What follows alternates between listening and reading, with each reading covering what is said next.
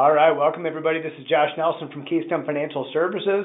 Welcome. Today we're talking about college stuff, and it's a timely topic because, of course, kids are back in school right now, and especially if you've got kids that are in higher education or approaching higher education, like some of mine are, you're starting to think about how are we going to pay for that stuff. So today we're going to talk about how to pay for college.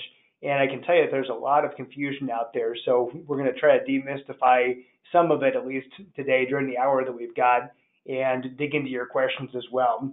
So that being said, as we're getting going here, I'm going to start right at 12:30. But if you can help me out by locating a couple of items there, the questions box and the chat box as you're getting signed in, that's always helpful so you can communicate with me along the way. And also want to make sure that you've got the ability to be able to ask your questions. So I will do my best along the way to answer those questions as we go. If not, I'll catch them at the end, and I'll make sure that we leave some time at the end. So I'm going to give people a couple more minutes here, and we will get started.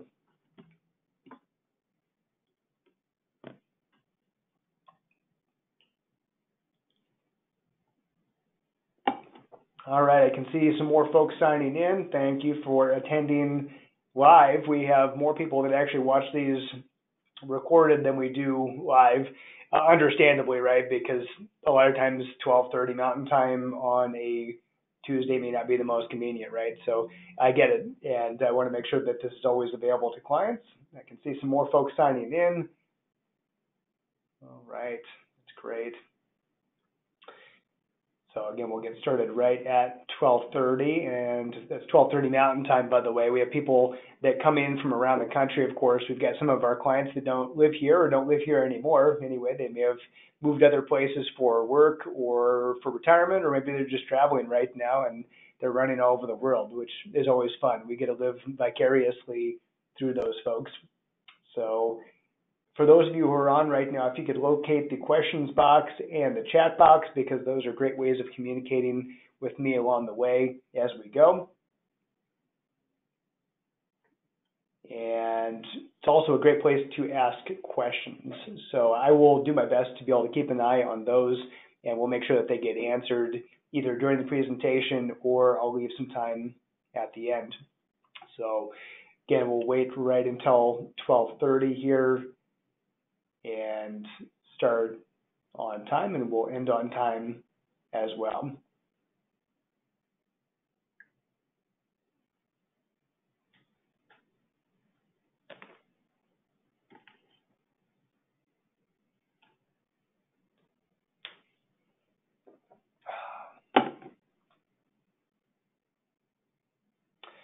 All right. Everybody should be able to see me and see the slides. So welcome everybody. It's 12:30 Mountain Time on my clock at least. Thanks for attending our webinar. We do these at least once a month these days because we want to make sure that we're staying up to speed and keeping you up to speed, of course, on any financial education topics.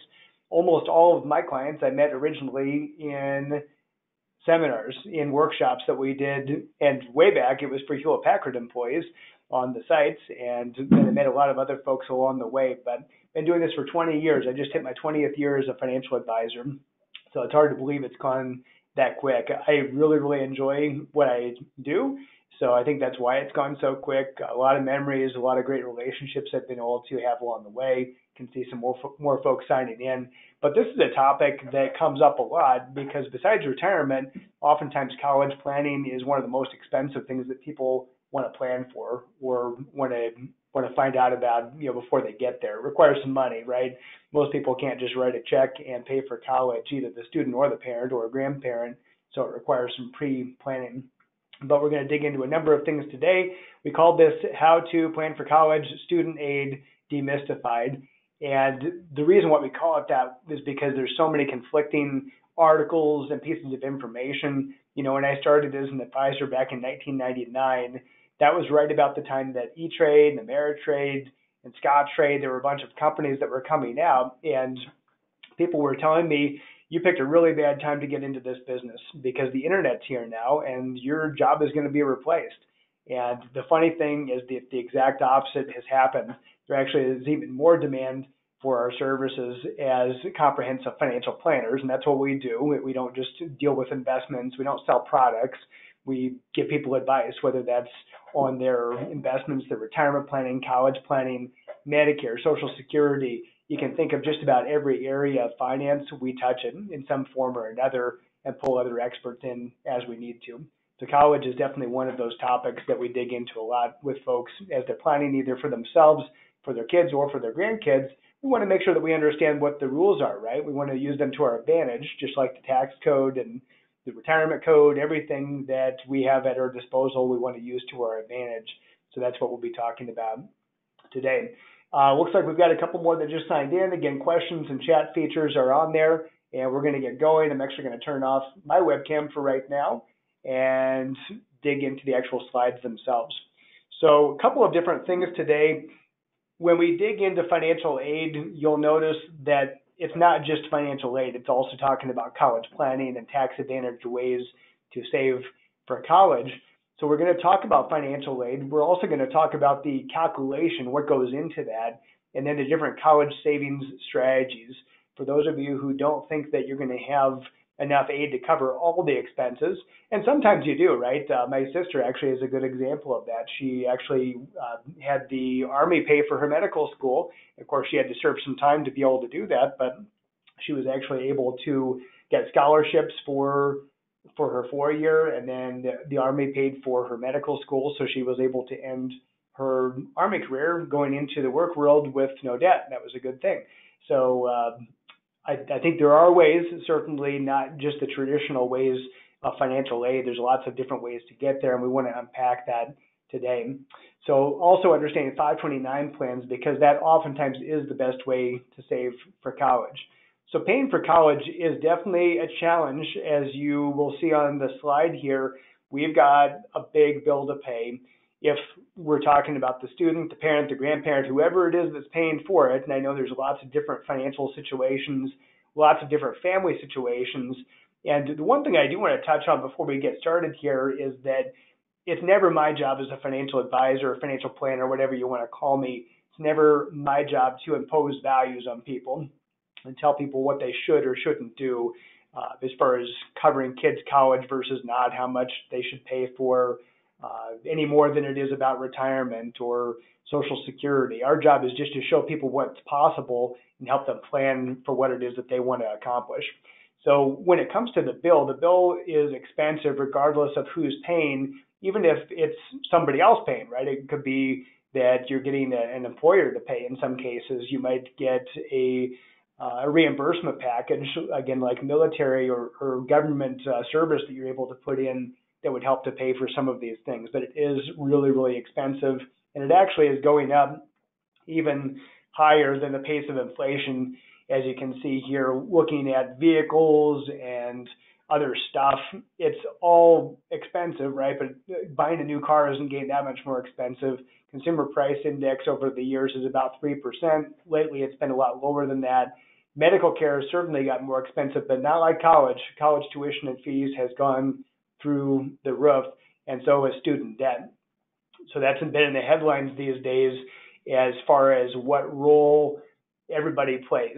What role does the government play, the parent play, the student play in funding higher education expenses?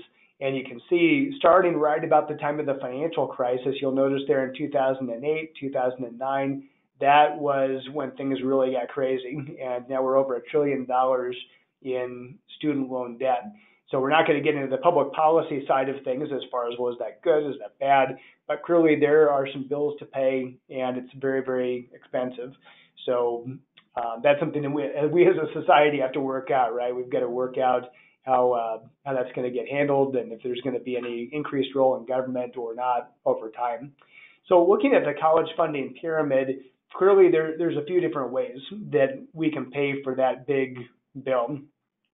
Savings, and that would include all types of savings. We'll dig into that later, right? It might not just be 529s. It also could be people are using company stock. It could be that they're using home equity, even in some cases. So using assets that they already have accumulated to pay for the cost. Also scholarships, grant, work study programs, So those things are certainly options. And then finally, loans. Now, is it a good idea to take a loan out for more than you need? Clearly not, right? We don't want to borrow any more than we have to. So in some cases, I know that people probably have accumulated more debt than they ever intended. And unfortunately, the way that the system is built, and I can tell you this, it's been a while now, right? You can tell by if I've been doing this for 20 years. I graduated a long time ago, but I do remember submitting my FAFSA application. I do remember getting my letter and telling me what I qualified for as far as grants, what I qualified for scholarships, and then also for loans, both subsidized and unsubsidized loans. And one thing I can tell you is that there was a lot more money available to me to borrow than what I actually needed. So that's just food for thought, is to be very, very careful, or help your student be very careful about how much debt that they're selecting. Now, I had a lot of people that I knew at the time that said, well, just borrow it all, right? It's cheap money, it's free money, right? Because you don't have to pay any interest for a while, or maybe at a very low rate, or not until after I get done with college. So I know a lot of people who did that. And then what did they do with it? They spent it. They spent the money on stuff that wasn't related to college, and then they ended up with a lot of debt that took many, many years to pay off. So that's just food for thought, is that there are some cases where people are actually being offered more debt than what they might need. So let's talk about different options here. Scholarships. These are things that are available at no cost to students. So scholarships clearly are great. If you are blessed with the talent, the skills, the abilities, whatever you've got, whether that be athletics or music or something else that allowed you to get a scholarship, that's fantastic. From what I'm told, there are a lot of scholarships that never end up getting used. They actually don't get used because nobody applies for them. So certainly there's some work involved when you apply for a scholarship. There's an application. Oftentimes there are other requirements as far as writing papers, things like that. I know some people who have said that they tell their student as they get into high school years that that's going to be their full-time job when they're a junior, senior in high school, is going out there doing research on scholarships and then starting to apply and do the work required to qualify. Now, grants, unlike scholarships, grants usually come with no strings attached. So the scholarships, if you get an athletic scholarship, for example, well, you probably have to play all 4 years. If it's an educational scholarship, there are strings attached that you probably have to maintain a certain grade point average, and certainly you need to stay in school at least at half time, right? There are certain things that you have to do. Grants typically are just given. There are institutional needs-based assistance that are awarded by the colleges themselves, oftentimes in private universities. And then there are federal grants, the Pell Grant, which has been around for a long time, and also the Federal Supplemental Educational Opportunity Grant. I don't know who comes up with this stuff. That isn't a very catchy acronym, is it?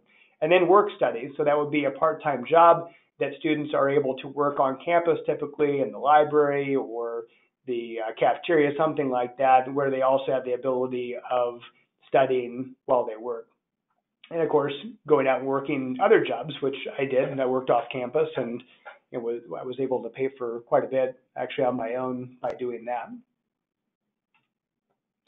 So types of financial aid, now these come at a price, right? Loans, federal student loans.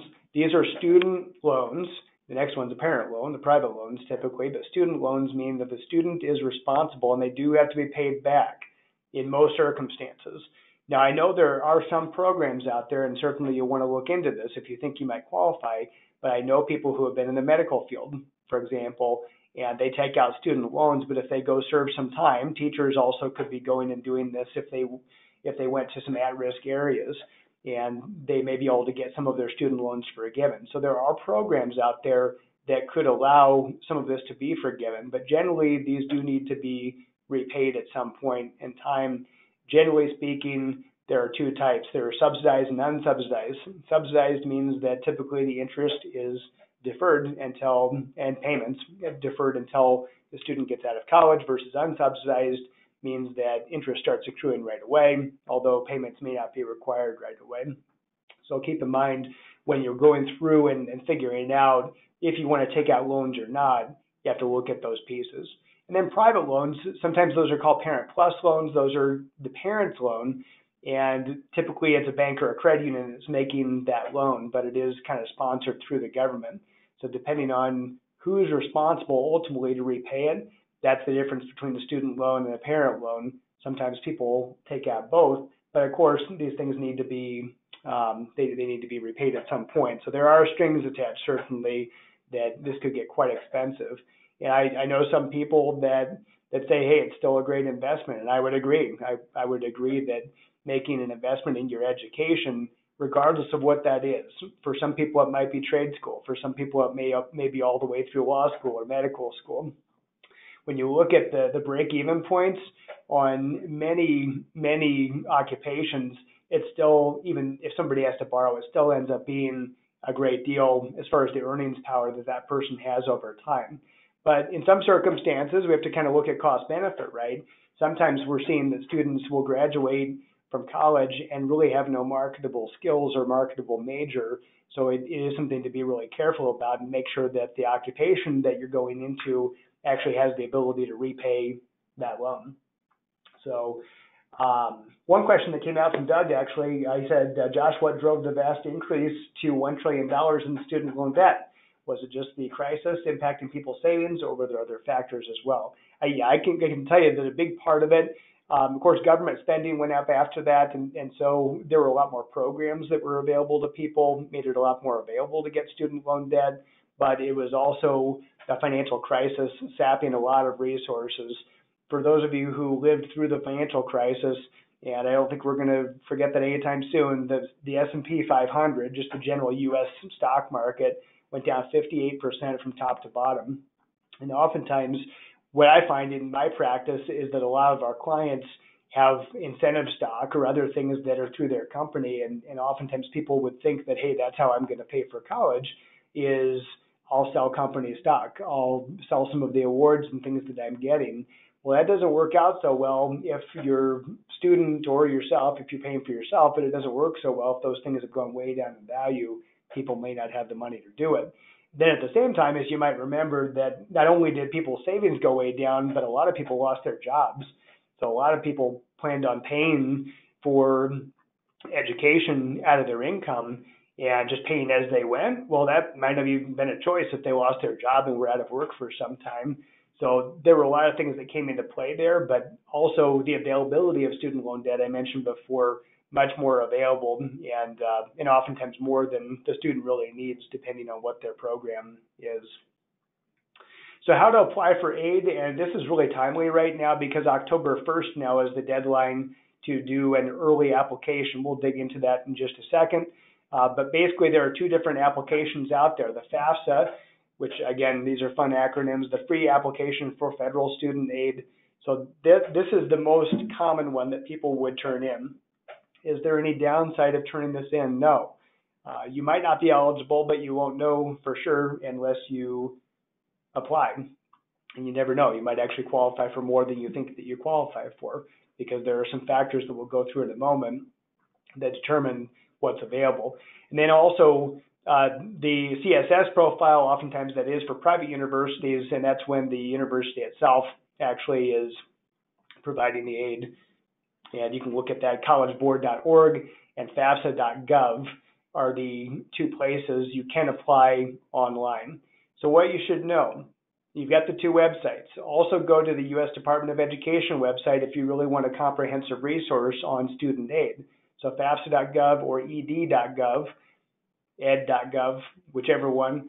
So you want to go to those two websites and do your research, understand how the programs work, and make sure that you're filling them out correctly. I actually just read an article in the Wall Street Journal here recently, a couple weeks ago. It came out. I'm looking at it right now. It says the 10 biggest financial aid mistakes. And most of them have to do with not filling out the applications correctly, missing deadlines, making mistakes, not seeking help if needed. That's what all of them are basically, is just not taking the time to really understand how it works. And so people end up leaving money on the table potentially, again, if you qualify for it. So how is it used? Most colleges do use FAFSA to determine eligibility for government aid or college-sponsored aid. So that could include grants, work study, student loans. That's kind of the catch-all as far as turning that in. So again, there's really not a downside to turning it in, even if you're unsure whether you qualify for aid or not, or help or not.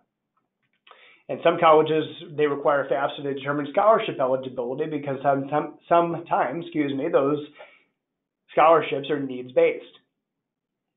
And then how much depends upon the expected family contribution. That EFC is really important because that actually will determine how much they think, based on their formulas, how much the family and the student are able to cover for themselves. And so that actually does equal the financial need by their definition, right? You might have something different. And sometimes I hear people say, well, it's not really fair because my student's an adult, they're over 18, and maybe I'm not providing a lot of support. Maybe that's just how our family does it, is that we don't provide a whole lot. We help cover some food and stuff, right? But that's just the way it works. They just assume that the family is going to make a contribution, and so that financial need is based off of not only the student's assets and income, but also the parents.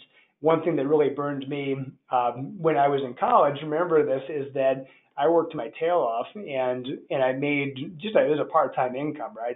I worked in a grocery store, and then I went and worked at a bank for the last 2 years. I think that's how I got really interested in finance as a career, is those last 2 years. But nonetheless, I was working my tail off, a lot of times 30, 35, sometimes 40 hours a week. And when it came to turning in my FAFSA application, I found that the more money I made, the harder I worked. In other words, the less help I was able to get, the less eligibility for that. So one thing to keep in mind, it may not be fair, but life's not fair, and we just need to look at what's possible and what's real as far as these tools. So what are the most important factors in calculating EFC? We're not going to dig into the details on this. We could do an hour-long presentation just on the formula, but more or less you want to look at the assets of the student, the assets of the parents, the income of the students, and the income of the parents. And you'll notice it doesn't say anything about grandparents or aunts or uncles or other people that could be involved in the family. It's true. We'll talk about that, actually, because it could determine how you position yourself for this. But most college students and families are expected to contribute toward their cost. That EFC is taking into account that they're going to look at the resources that are already there. Also, they look at how many kids are in the family and how many children are in college at the same time. So kind of interesting how they factor that in and how it determines the formula. A couple of tools here as far as figuring it out for yourself. There's actually a FAFSA forecaster website. I'm going to pause here for a second so people can go out there. But if you just Google FAFSA forecaster, or the web address below, the studentaid.ed.gov, that's actually a great resource to go out there and figure out how much you might be eligible for. So it's just an early estimate. It's just to see what you might be eligible for. And maybe you're so far out there when you go through that estimator that you don't even turn in the FAFSA. That's legitimate, and I get that. So it could save you a lot of time if you're just way, way, way over the limits that would qualify for any kind of assistance. But again, keep in mind that you might also, by not doing the FAFSA, you may also shut the door on other types of help that your student might be able to get through the university, like scholarships. So rule changes. I mentioned October 1st, so that's coming up pretty quick. That's my birthday, actually, October 1st, a week from today-ish, maybe a week from today, for the following academic year. So you can actually do it now. It used to be January 1st. And you also don't have to guess your income anymore. They used to have this convoluted rule that you just had to guess how much you thought you were going to make. Well, now it's actually going to be looking at the last 2 years' tax return, so it's a little bit simpler. So keep that in mind as far as what you're going to be turning in, that they're going to want to see income verification from those tax returns. So what if you go through all this and you say, that's not going to work for me? I'm not going to get any kind of assistance or help or grants or anything like that. So then what? Well, the solution, and this is one thing I am really grateful that I'm a financial advisor and a planner, and so I funded my kids' college accounts when they were really, really young. But the solution really is to invest early. So we're going to go through savings vehicles now. and talk about all the different choices because there are many. But I can tell you the last one there, the 529 plans, oftentimes are the best way to save for college from a tax perspective because they really were designed well. I think one of the few things that sometimes Congress gets right, they really designed these plans correctly. The legislation that went into it, I think, was well thought out and works really, really well for many of our clients. So UGMAs and UTMAs, I'm going to go through these very quickly as far as these vehicles and what they might be for you. UGMAs and UTMAs, we still see these sometimes. What they are is they're custodial accounts. They stand for Uniform Gift to Minor Account and Uniform Transfer to Minor Account. Basically, there's the same thing. The UGMA relates to bank accounts typically or credit union accounts. The UTMAs are things that would hold investments like securities. The reason why you would use these is that it's a completed gift to the student, and it could be that you're giving them stock, you're giving them other types of property that would be in their name with you as the custodial parent on those assets. One thing to keep in mind is that custodial accounts have no tax advantages whatsoever, and if you think, well, hey, I can transfer stuff to my kid and then they will pay the taxes at their tax rate on the capital gains or dividends or whatever you're earning off of it, think again. Unfortunately, custodial accounts are actually subject to the kiddie tax, meaning that you will actually pay at the custodial parents or the custodian's tax rate until they reach legal age. So that used to be a way people would save for college. They've tightened that up now, so it's not as common. Trusts. Oftentimes trusts used to be used, and there used to be tax advantage ways to set up trusts for college. Now there's really not. You basically are going to pay at your normal tax rate, or even worse, you might pay at the trust tax rate, which has a much, much higher tax rate than just us as individuals pay. Oftentimes that's not the best option unless we have something really specific that we're trying to solve for. The trusts aren't a good option. Savings bonds, I don't see them very often anymore, but savings bonds still are out there. You can go to your bank or credit union and buy savings bonds. You can go out to Treasury Direct and buy savings bonds for your kids. There are some tax advantages on them, and they're tax-free typically on the back end if they get used for higher education expenses. There still are some options there. Traditional taxable accounts would just be normal investment accounts, no tax advantages. Roth IRAs, typically I recommend these get used for college, but there are exceptions where you can avoid penalties if you take money out of Roth IRAs for higher education expenses. Covered no education savings accounts we don't see very much anymore because they've got very low limits, and they're not going to make much of a dent in the college equation that we looked at before. And then 529 plans, which have two varieties, the prepaid tuition and the savings plans. So features of 529s, and I'm not a 529 salesman. We're not here to sell you products necessarily. We're just talking about vehicles and talking about what's possible. So 529 plans, they do offer tax advantages. Here's the big advantage of a 529 is that when the money goes in, it's typically after tax contributions. So you're taking money that came from someplace else. It's already been taxed through your paycheck. It's been taxed because you sold stock and you paid the capital gains on that stock. So sometimes people ask, well, could I take appreciated property or real estate or something and throw it in a 529? The answer is no, you cannot. Right now, that's not an option. So you do have to contribute cash to 529s. The advantage is that on the back end, as long as it's used for higher education expenses, you get some tax-free status. So the earnings and the principal would come out tax-free as long as you're taking it out for qualified purposes. So there are tax advantages. We'll dig into that a bit more. Gifting and estate planning advantages. These are also considered a completed gift. If you're putting it in for a beneficiary that's not yourself, then it's considered a completed gift for estate planning purposes. But as you can see, the next bullet point is the account owner still has control, including the ability to take the gift back.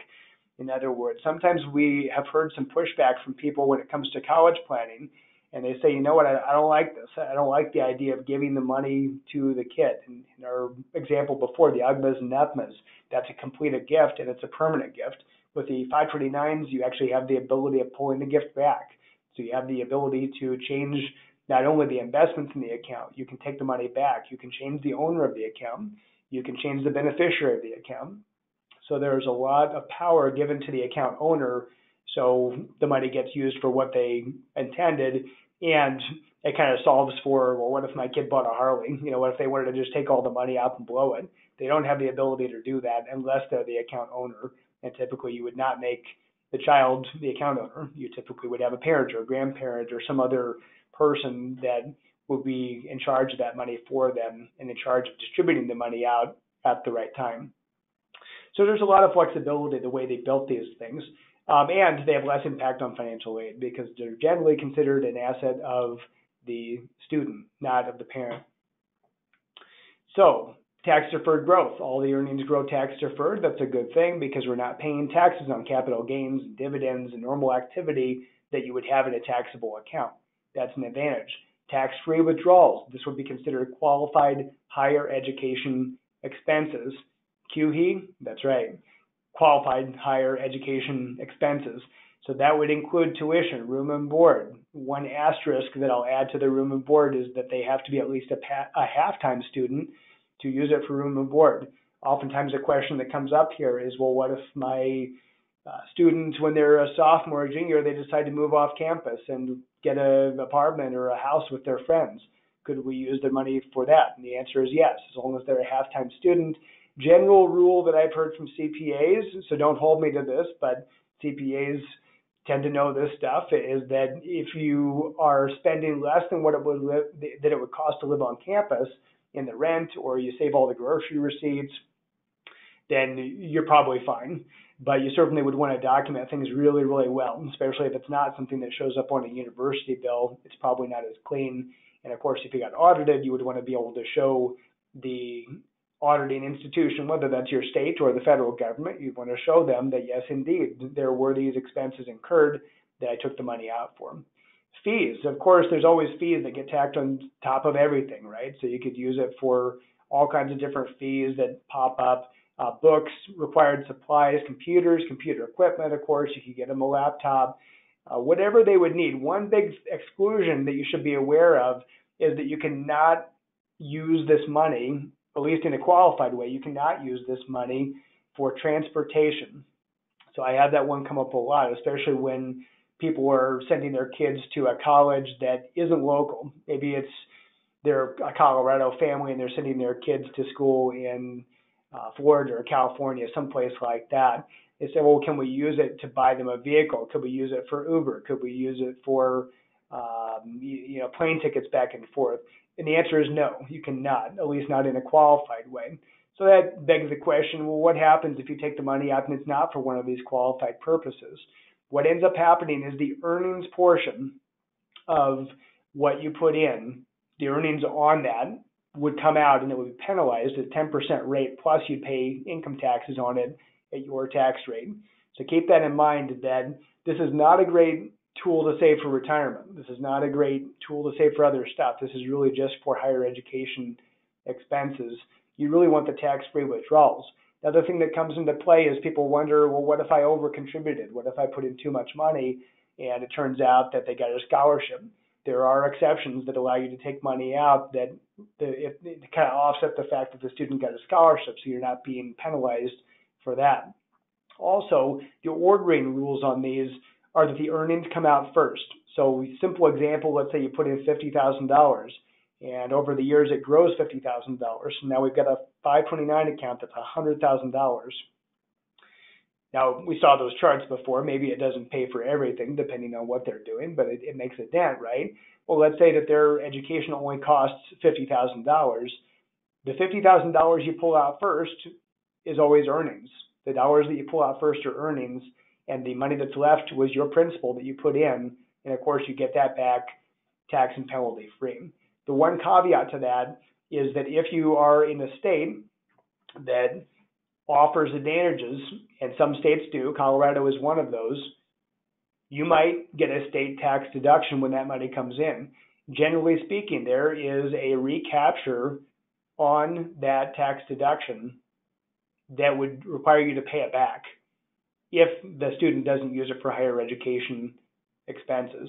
So there are 4 states that actually offer an unlimited state tax deduction. So for those of you who are Colorado based, you're filing your taxes in Colorado, you actually could put in an unlimited amount in there. There's no limit. So you could put a huge amount of money in the plan and get a write-off for that year. Our tax rate, I think, is about 4.5%, somewhere in that neighborhood. So it's nothing to sneeze at. It definitely could make a difference. The other thing to keep in mind is that in Colorado, at least, is that there's not really a time limit. You could put the money in, take the tax deduction, take it right back out, as long as it's for qualified education expenses. So that's one thing that some people will just use it as a revolving door.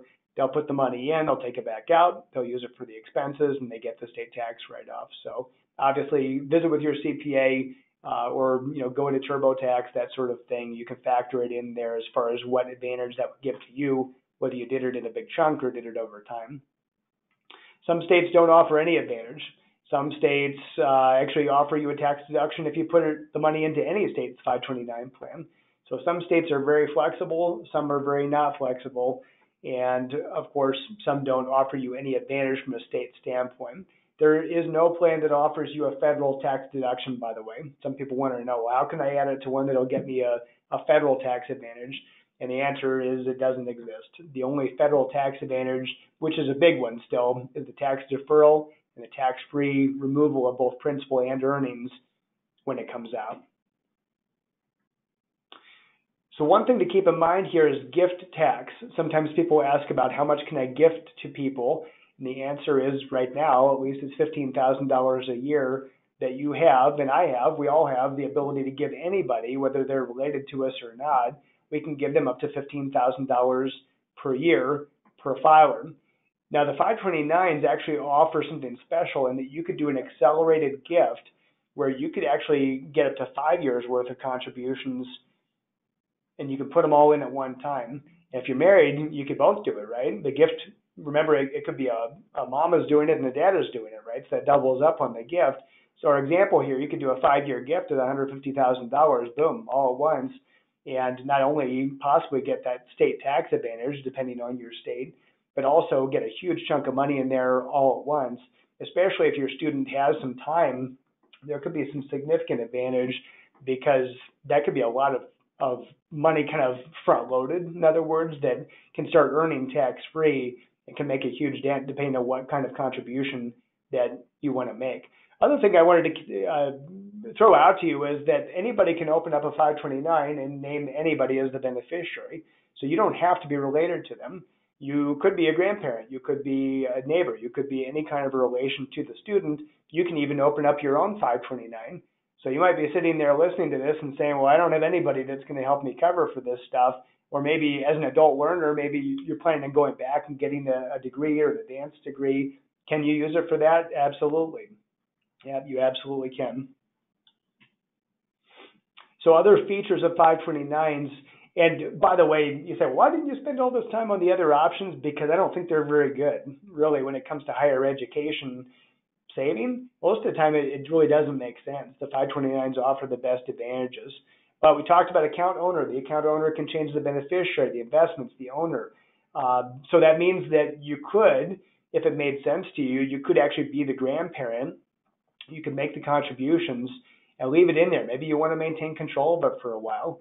And then you could actually transfer at any point in time. You could transfer ownership over to your kids, maybe the parents of the child.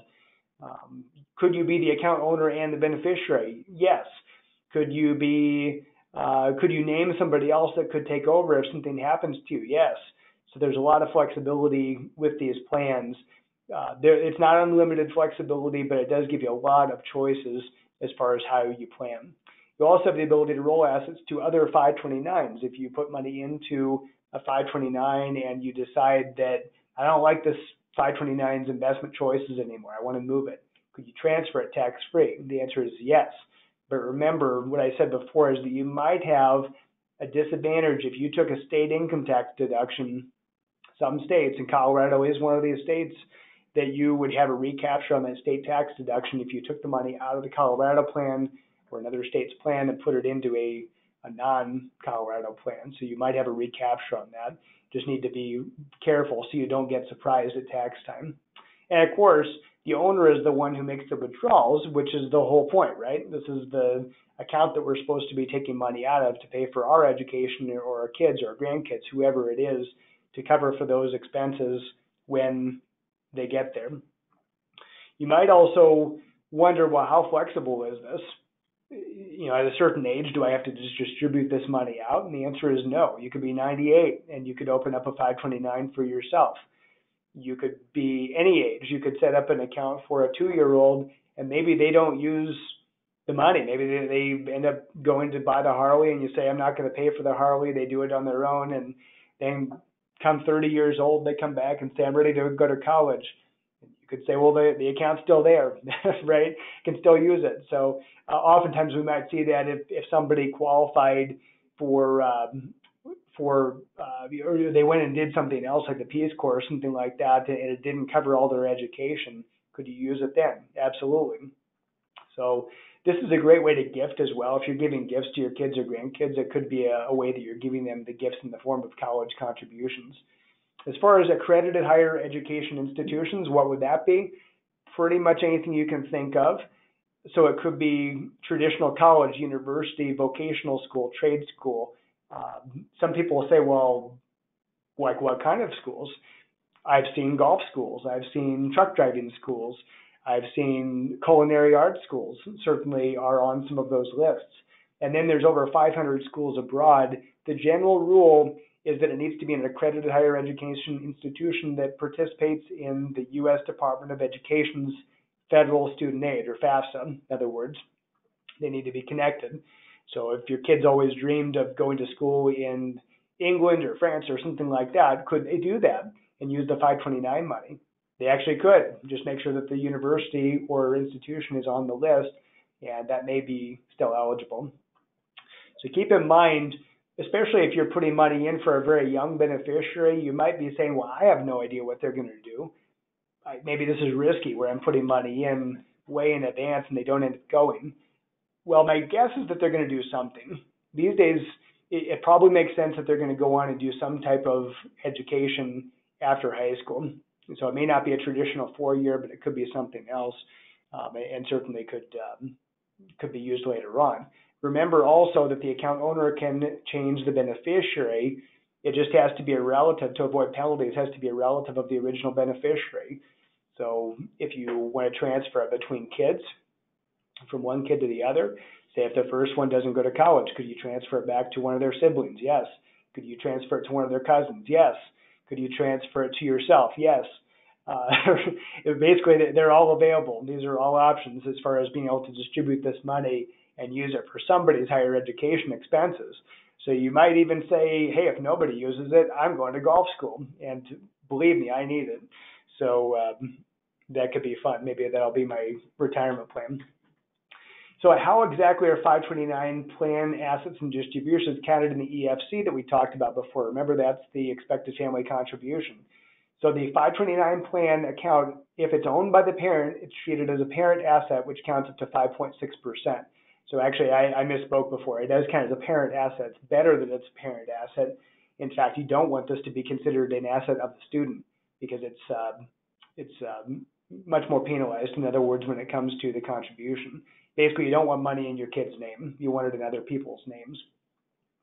So third-party 529s, which would be anybody else, basically, grandparents would be probably the most common.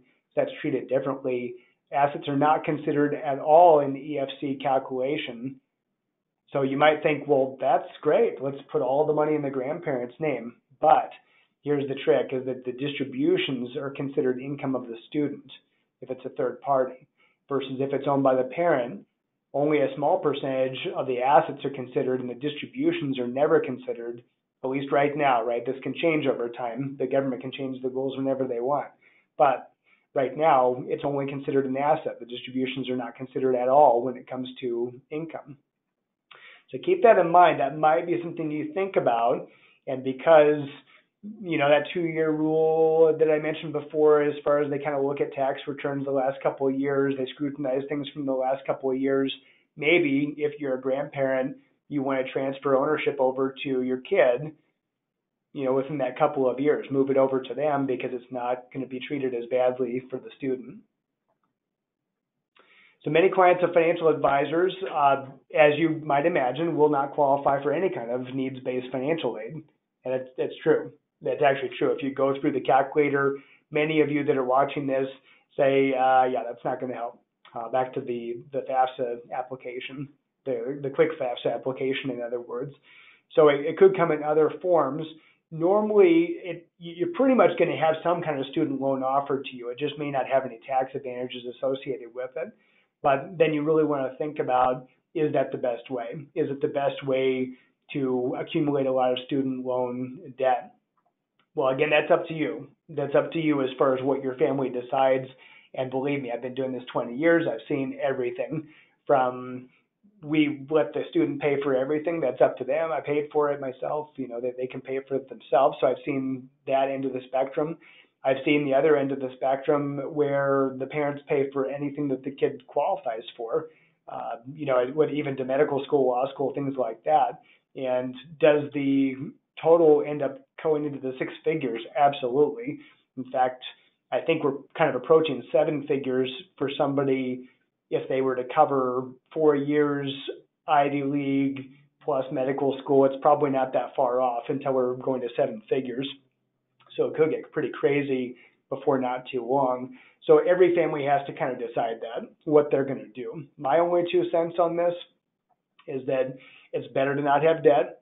It's better to be debt-free than not have debt. So certainly planning ahead can be a good thing.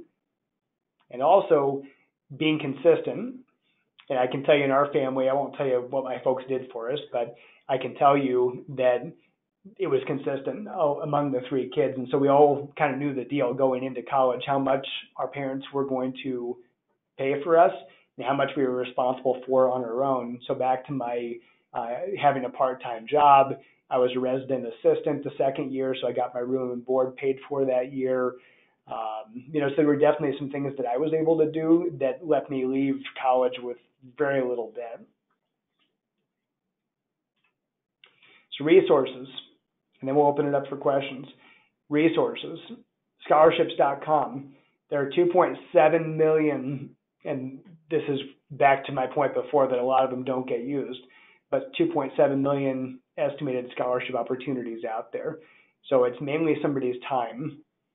Now, of course, some of these your student may not qualify for, but some of them they might, depending on what their interests are, their academic abilities, their athletic abilities. There could be a lot of different things that they would have in there as far as interests. And the other website here at the U.S. Department of Labor has a number of them as well. But scholarships.com is a great resource. Grants, go to studentaid.ed.gov, and it'll actually go into the grants and how those work, so you can kind of see in advance whether you think that will be an option or not, and then the work-study program as well. Studentaid.ed.gov also has things on student loans, so it'll actually show you how much student loans are available. Now, there are limits, right? They're not going to allow unlimited amounts, but in some cases, the student may not actually need all the money. So think about that. The student may not need all of the money as a loan, so definitely encourage them not to borrow more than they absolutely need. And then again, the parent loans are an option as well. More information, collegeinvest.org. Again, this is not a commercial for any company, but collegeinvest.org talks about Colorado's 529 plans at least. There are a number of different choices, and I'd encourage you to visit with me, visit with Jeremy as well.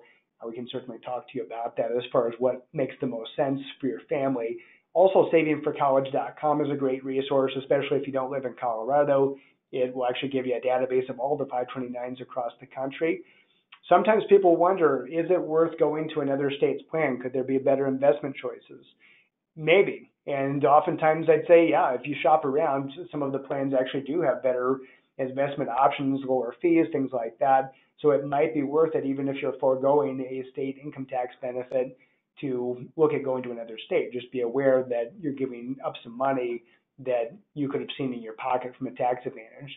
Then, of course, KeystoneFinancial.com, go to our website, and certainly we've got a lot of resources out there. This presentation, by the way, is being recorded and is going to be on our YouTube channel before long, usually within 24 hours, hopefully today. But if there's somebody that you know that should have been listening to this today, that's good news, is that we've got a recorded version and they can tap into this as well. Certainly, I think people are making better decisions when they're educated, so I do want to make sure that you are fully educated on your options. So with that, I'm going to let you see me, and then I'm going to open it up for questions here at the end. So while we're waiting for that, I did want to point out a couple of resources. Again, that article, this is not a commercial for the Wall Street Journal, but I will show you the 10 biggest financial aid mistakes. You could just Google that. I'm sure it's easy enough to find that article, but that was from the September 9th edition of the Wall Street Journal. It actually has a lot of stuff on financial aid that I thought was pretty useful. You don't want to have a gotcha, have something that you fill out wrong and have that be the reason why somebody doesn't qualify for some money that they would have. Also, there's a book that I'd highly recommend that you get for your students. Now, you could read it as well. Obviously, I've read it, and it's a great book. It's called The Richest Man in Babylon, and it's written in parable format, and it's about 100 years old, by the way. I think it was written in the 20s, a long, long time ago. But it's a collection of stories, essays, parables, but really explaining money concepts for people as they're starting out. One of the most important things I can tell you right now, I don't want to mean to spoil the book, right? But one of the most important things that anybody, I try to instill this in my kids all the time, is when you're earning money, make sure that you spend less than what you make. Now you might say, well, duh, right? But most Americans don't do it, right? Most Americans are spending all their money, if not more, by accumulating debt. So I do want to throw that out to you that being debt-free is a very good thing. Having as little debt as possible will certainly give you more flexibility and more financial security. So spending as little as possible in some areas, right, that you would like to have that instant gratification, but that's not being taught enough, I think, to students, or people think, well, I'll do that later, I'll save later. And the reality is later comes pretty darn quick, and that's why we have a pretty large percentage of our population that retires with either nothing or not very much, right? They don't have the retirement that they once envisioned. Now, does money buy happiness? No. Does not having money buy happiness? No. So I know plenty of miserable people that have a lot of money, and I know plenty of very, very happy, grateful people that don't have a lot with regard to financial resources. But it definitely opens up choices, and certainly being able to bless other people when you've got the financial resources to do it. So let's jump into questions here.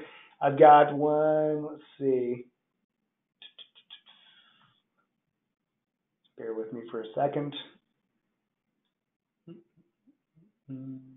All right. If we have $100,000 in a 529 and put $50,000 into it, and the student ends up needing to pay $50,000, and the $50,000 that's left over, yes, and I actually clarified this. This question may have come in before as well, but it's a good point to clarify, is that the unused money, the money that's still sitting in the account, if there's earnings that are left in the account, remember we dip out of the earnings first and start tapping into that. If there's principal left over, the only thing that you might be subject to would be a recapture on any state income tax deduction. So it wouldn't be terrible, but you might have some money you have to pay back from that. So that's one factor. If it's not a recapture issue, then you actually get your money back. You just take it back, basically, and that's where it can work well from an owner standpoint, especially if you're a grandparent. Let's say that you're not sure if they're going to go to college, you're not sure if you'll need the money even later on. Of course, again, this isn't a good retirement planning vehicle, but it could be an option for you as far as looking at choices for the higher education savings stuff. All right, and I think that is it in the queue right now. So the last thing I'll point out is that please use this as a resource. Please use this as a financial resource, not only for yourself, but also for your friends, your coworkers, any family members that need to hear this stuff. Please pass on the presentation and let people know that they can reach out to us, especially if they're quick questions. We love to be able to help people, especially young people as they're getting started. There are so many principles that fit into that book, into The Richest Man in Babylon. There's so many features that or ideas in here that if people implement them early, you're nearly guaranteed, right? We can't say guaranteed, but it's almost just their destiny, right? That they're going to have money someday because of the principles that they can put into place right now. So very important to help them get started early. It's good that we have a lot of schools now are offering programs. I've taught some of them actually in middle school and high school classes. I've gone out and had the opportunity to speak to some of the students And, I hope some of them are listening. I know some of them are because they ask good questions. And, if it plants that seed in them early on that, hey, this is important, it's important for me to understand money and understand how this can work to my advantage, then they're going to be very, very successful over time. Some of the kids I kept sleeping in the back of the class. I don't know about them. Hopefully they learn it at some point. But those are great resources as well, certainly working through the schools and working with your student's teacher if they've got, say, junior achievement or something like that coming in to be able to teach. That being said, I'm going to cut for today. If there's any questions, of course, just let me know. I have, I think, my email address. Let's go up here. My email address is josh@keystonefinancial.com. Maybe I didn't put it on here. So josh@keystonefinancial.com. Go to our website at keystonefinancial.com again for resources, or if you need to set up a time to talk to one of us, certainly use the link on our website to schedule a call. I think that's it for today. I appreciate all of you. I appreciate your time and attention and you taking your lunch hour or whenever you're watching this to come learn with us. If there are any topics at all that you'd like us to do webinars on, please let us know. Again, just email me, josh@keystonefinancial.com. And oftentimes these webinars come out of that. They come out of that feedback that we get from people. That's it for today. If there's anything else that I can do for you, of course, let me know. Otherwise, I hope you have a wonderful day, and I hope that you were able to learn something today with our time. Take care. Thanks.